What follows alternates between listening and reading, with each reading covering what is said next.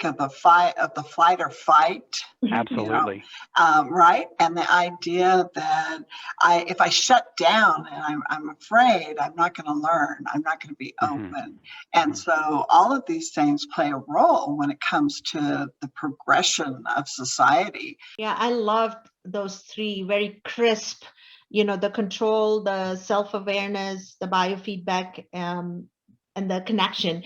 I think that it starts with the intention. We touched a little bit around you can be intentional of having a holistic view and versus or. That's an intentional choice, which you can control, because I can control how I'm gonna allow my mind and body to be hopeful, to be helpful.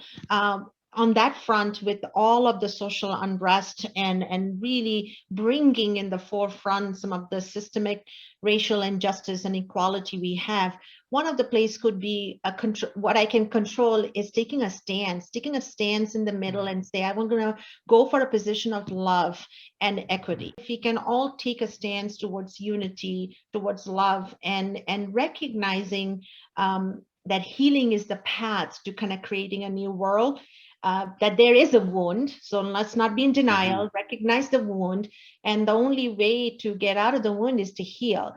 And that is centered in that limbic brain. When we were up in the cave days, and when you look somebody who looked different, the first thing I would have, where did you come from? Don't take my food, right? So that's essentially, and now obviously we live in a different world. We have different people, different culture, and yet our limbic brain is still catching on.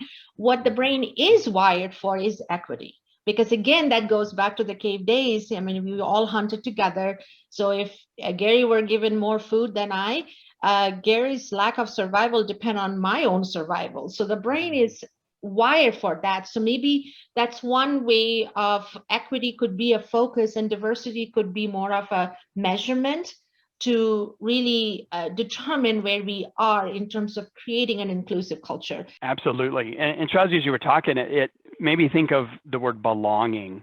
When you think of equity, I was reading recently, there are 1 billion people in the world right now who are starving, and there are 1 billion people in the world who are obese. How do we, from an equity perspective, how do we start to balance that out? And I think of belonging versus othering. Right? I read a fascinating article about belonging versus othering. And the challenge was, and I think the challenge for us as an industry is, how do we bring structures to light in our credit union industry or credit union system to ensure they focus on belonging and not othering? And we should look at our products, our systems, our recruiting, right, for talent. If we start going down a leadership path, how we're developing leaders, how we're bringing leaders along, how do we do that to make sure that they're benefiting people? And if we're benefiting somebody, that means somebody might be burdened